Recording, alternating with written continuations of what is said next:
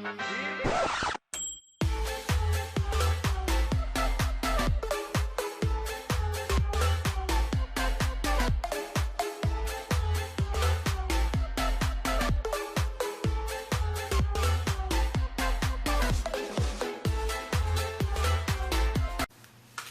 welcome back to Jurassic World Evolution. I am Draco Darkrider, your humble host. And yeah, we literally haven't done anything. We literally are continuing straight off from where we left off. Alright, so while I'm waiting for them, time to do the normal. So... Okay, that was impressive. What you got, Isaac? Say, okay, yep, I can do that right now. Because I'm about to. Yeah, that's another thing that I like, where you can literally have a contract show up that's literally exactly what you're doing. So you don't have to, like, go do anything. You can literally just accept it and it'll be done like mere moments. A contract like this should be no sweat. Release the beautiful Ceratosauruses!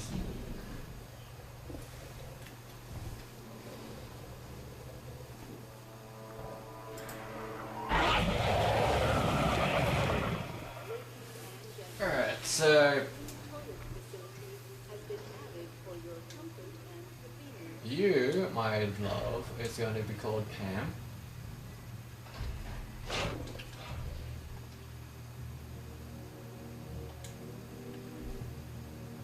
Yeah, all the names I have so far are pretty much from the same person, and all of them are to be named onto carnivores.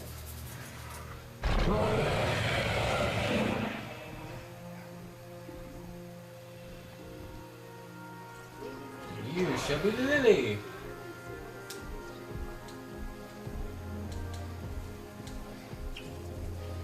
Pam and Lily. I shall mark them off my list.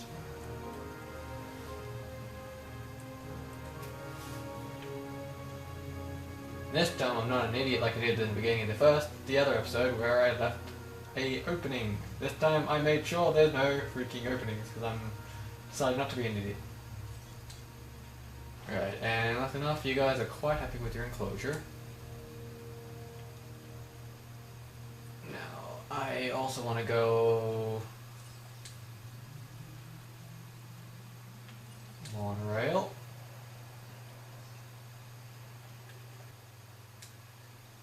Alright, so let's see. Is everyone happy? You want more fun and apparently everything else? Don't know what. Wait. No, it's not good that. Oh, I know how to fix it. So enclosure. No, not enclosure. Guess. Ep8. What the hell? Are you just dicking with me now?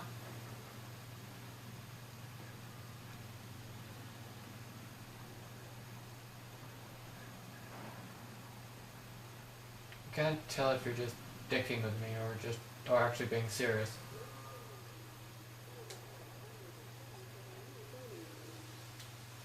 Now, of course, 10 pin. Max it out. I think bowling is the only one I only do the max one because I only accept 10 pin. And review. Yeah, see, you're 100% now. What are you talking about for that 88 bullshit? I know you were dicking with me. Because, like, I already know the bowling alley does not, give any rating to shopping, so I knew you were just being an asshole.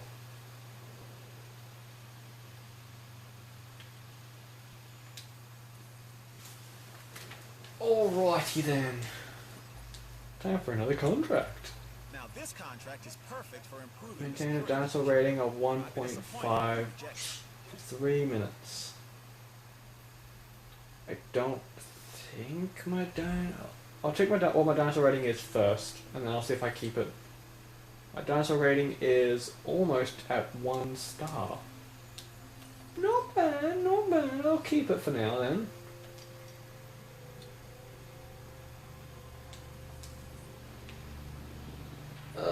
guess while I have stuff in here, I might as well put in temporary stuff, so...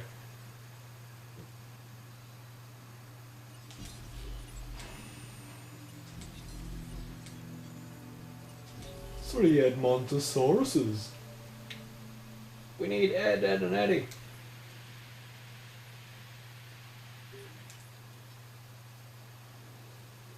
Alrighty then, so...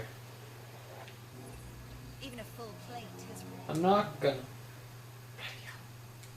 See, I don't understand that. I mean, like, I have the ability to craft medium power stations, and even after crafting, like, 2 or 3, they still ask you it's, like, contracts for building small power stations.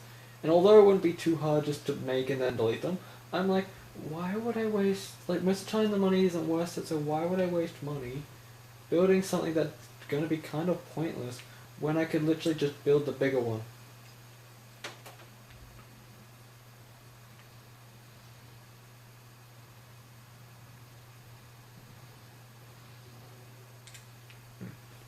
But yeah, I don't know 100% if we're going to get to the main missions this episode, but we're going to try. Excavate a new DNA fossil. Yeah, sure. Pretty sure there's at least a few things that I haven't got to 100% yet.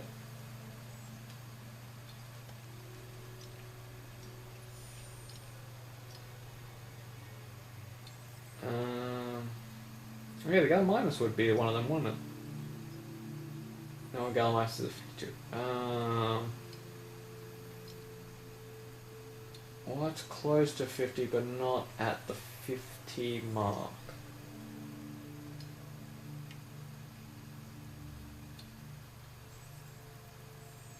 We need something that's close to 50, but not the 50 mark yet.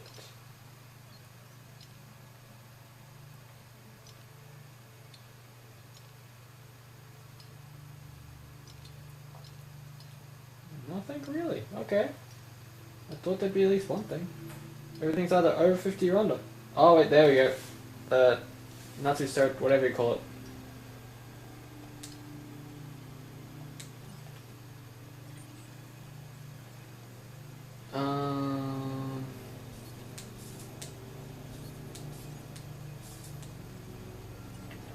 What's it? What is it? How do you pronounce that? It's called the Nasutoceratops. I think I said that right. The Nasutoceratops. Okay. So I've just been spending time getting rid of all the trees and flaying all this out because soon, when we unlock the 3 main missions, I shall be using this section over here for the, well, actual participation of those main missions. So first off, we'll send some... Alrighty then, so yeah, we pretty much got a lot of, like, this park's pretty much doing on its own thing. Sadly, this is again where things kind of slow down to a patient halt. Like, you can go off and do a lot of things, but you need to pretty much wait until you can get the main missions here, because I'll show you exactly what you're gonna get. Like in the island thing, as you can see, when you get the 3-star rating, your feeder cost, like when you replenish the feeders, they'll like cost a lot less. I believe that's in the world area of the research department. Unless you unlock it automatically, I believe it's in this section. How much do they want for that? That's 8,000. Yeah, but yeah, the feeder cost reduction. Yeah, feeder cost reduction. Yeah, I'll unlock that by 3-starring this area, and then by 5-starring it, I get this advanced storm defense station. But that's not what I'm gonna. I won't try to go for that on camera because it's not really necessary. Doesn't really matter. It's interesting, but it still won't help. As far as I've seen, the storm protection things don't help against twisters.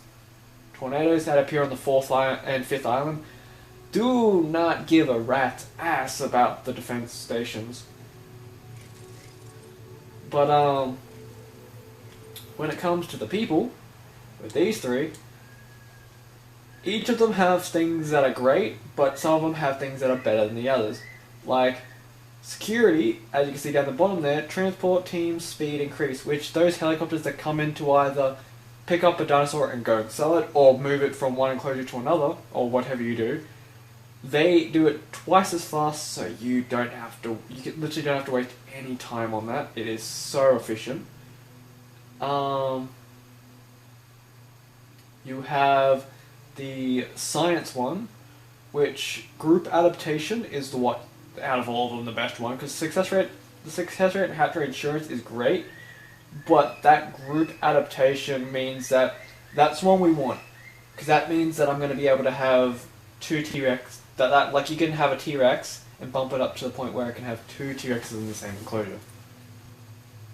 And then you've got the science department, which equally, same spot, stress inhibitor.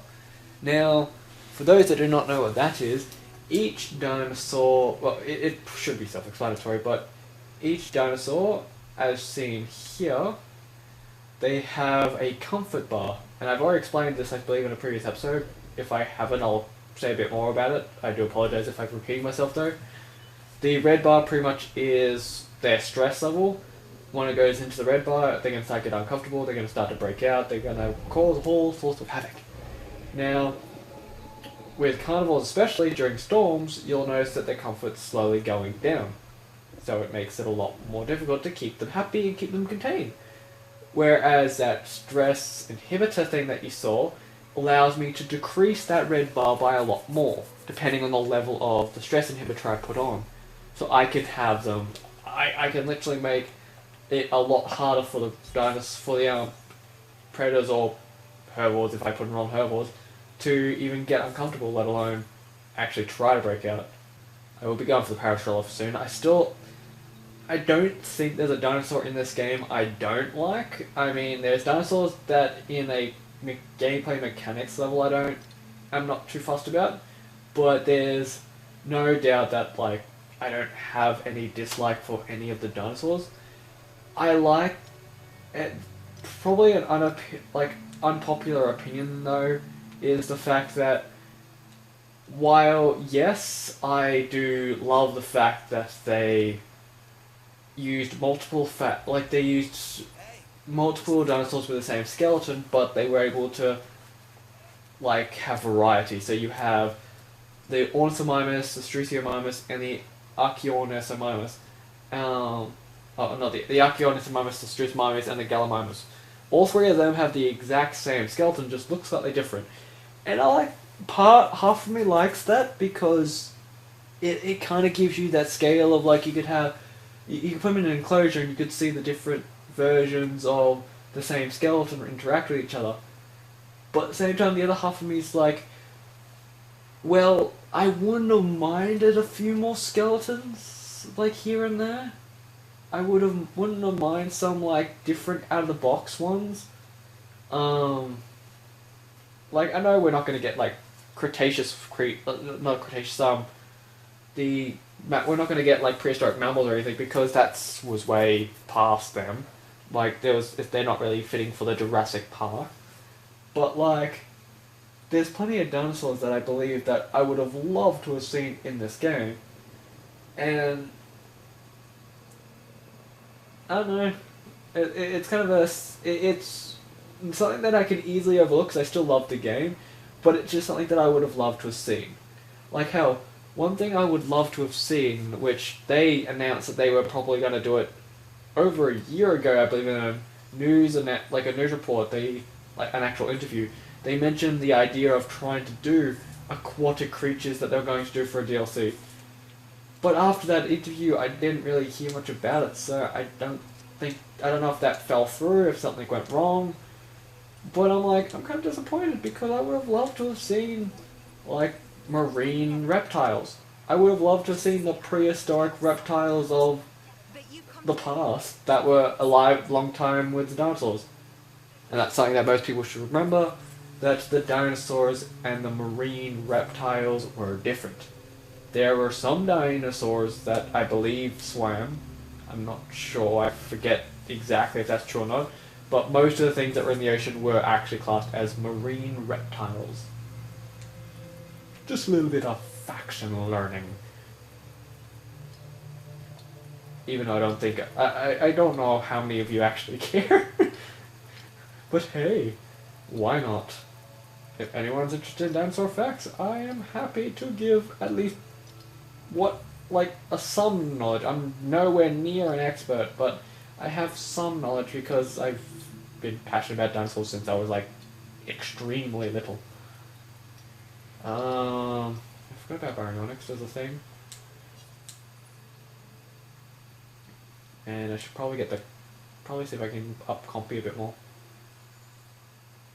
Oh yeah, I should have said one for Crytanosaurus shit. Knock, knock. Who's there? For science! That's it. Period. Yeah, exactly this. See, oh, it only goes for 3 minutes. So yeah, so like literally when that says I've got a minute left, like when it starts counting down the last minute, then I know I can actually request another contract if they don't give me a new good one. Yeah, your storm hat, Jim Rat. Why I had like 2 or 3 jokes try to go through my head at the same time and they ended up fusing. Oh, jokes don't work when they fuse together. No.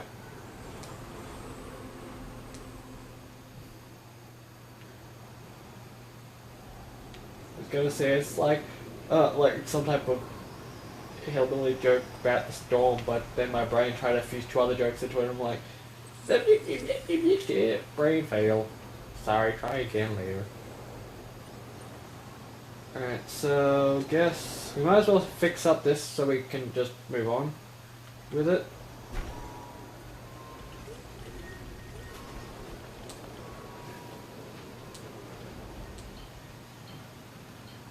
I'll fix that up in just a momento. Not the meters, but it'll work. And guess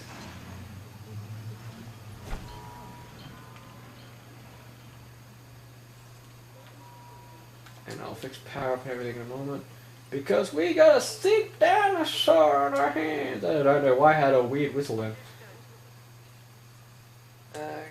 Go. Well, Ranger Team. No, go to Ranger Team 2, you dumb son of a bitch.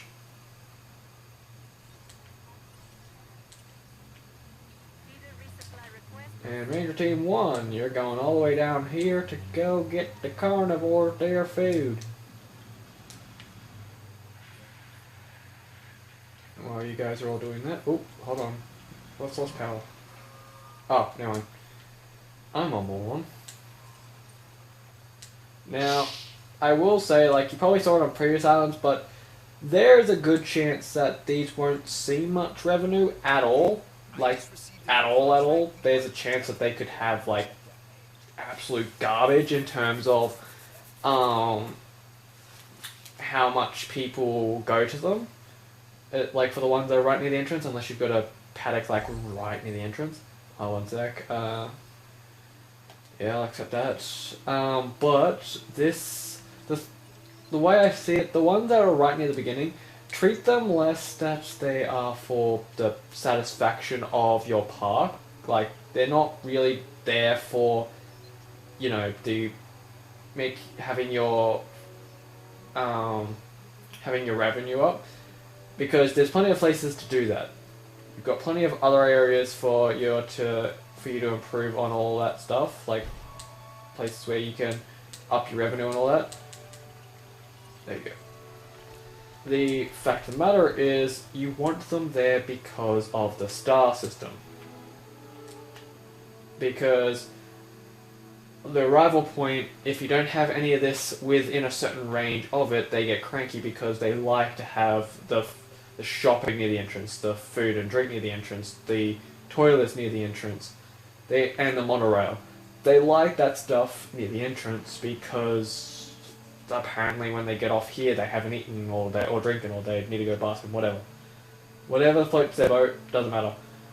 So when you're trying to 5-star your island, that's why I dump a gift shop and a fast food near the front, because then it doesn't matter.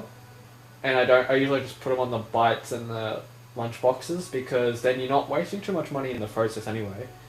And if they do start to sell like crazy, then it's great, don't get me wrong, but it won't really it won't really matter too much. Overall, like, that's just to make sure that this area won't affect your star ratings. So like, if I go into management view now,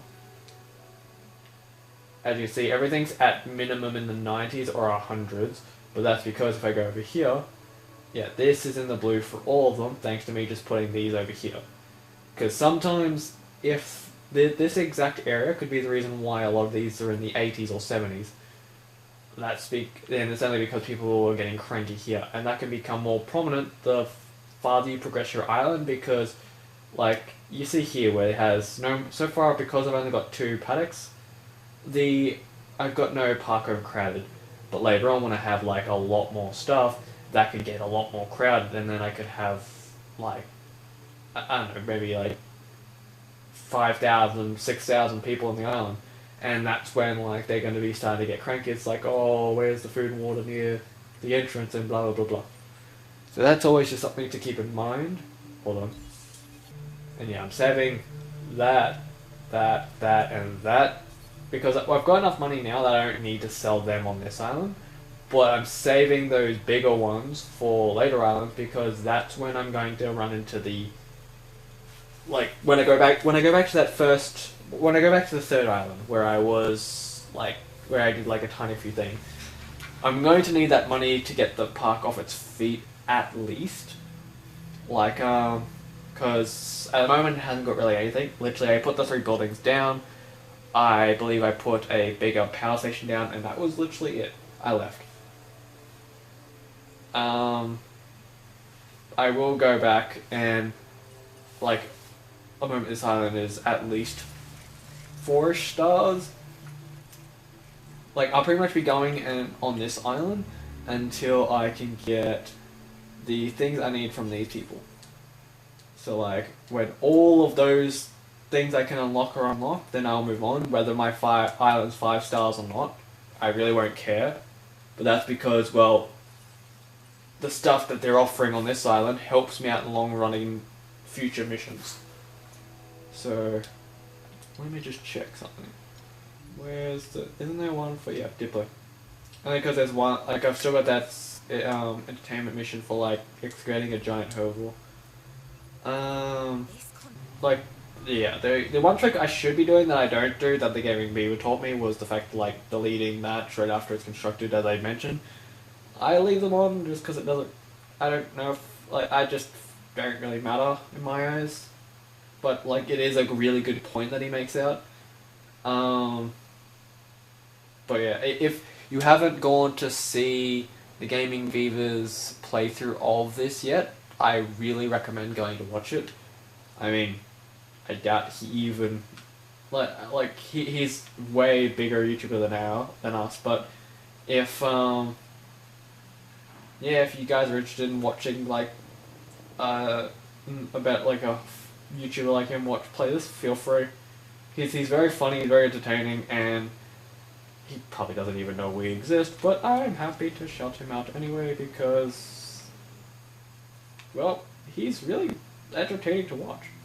Now, the one thing I have been doing differently in this series than I have been originally is the fact that I think I did in the last couple episodes, but instead of, like, waiting till all 3 main missions were unlocked, I've especially been doing this on the PC version.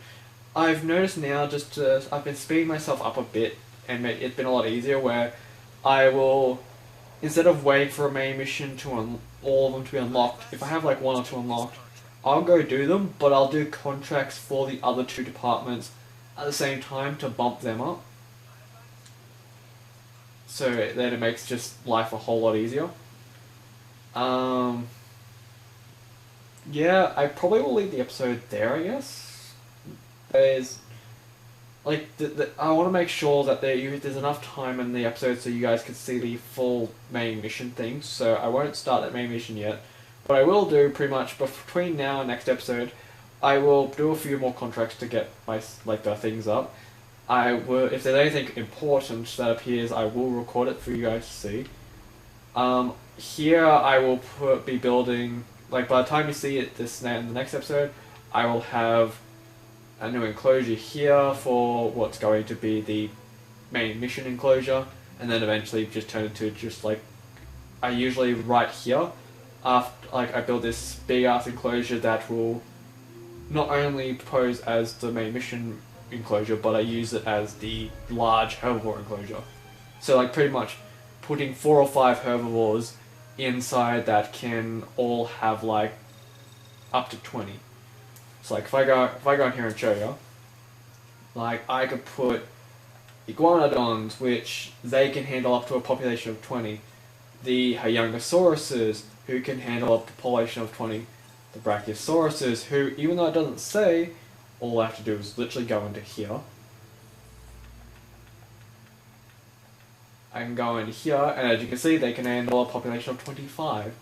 And that's literally the good thing. It's like when you're worried about like population, like when you're worried about like getting the your unique species target, so getting 10 different dinosaurs or getting a dinosaur rating target up, literally sometimes, if you have the room for it, making a big ass enclosure somewhere where it's not going to cause too much trouble, and having it as your designated big herbivore enclosure, where you're going to have at least 4 or 5, maybe more dinosaurs. Usually I'll put like 3 of each one, but when you have like an enclosure where it's 4 or 5 dinosaurs, all that can handle a population of like 20 to 25. Because literally, as long as the lowest one can handle up to 20, then you're fine. Because that means you can have up to 20 dinosaurs in that enclosure. The only, like, Triceratops, he can only handle up to a 16, so he wouldn't be able to go into something that has 20 different dinosaurs, but still, you can get close enough with that. Like the Edmontosauruses, they can handle a gigantic thing. So eventually, instead of being in here, I'll put them over there if I can max out the Critanosaurus. But anyway, my friends, I hope you've enjoyed the video so far. It's been quite entertaining. I do apologize that we lost a little bit beforehand that I mentioned in the other episode, but yeah, I can't, like, it's partially my fault, partially the recording system's fault, so it's kind of like a shared blame thing. But I do understand, like I definitely have to take some of the blame for it. But yeah, hopefully that does not happen anymore. The only reason why I couldn't just like exit out of the game and go back to the thing is because the autosave feature makes it that it saves me from the last point I was, which helps when the game, like on the PC version when it kept constantly crashing, that helps, but it can lead to a lot of pain in the ass problems. So for now, my friends, make sure you hit the bell notification icon down below to be notified by any of our shenanigans that we post every weekend. Leave a like, leave a subscribe, check out the videos, and we shall see you in the next video. Thank you and goodbye.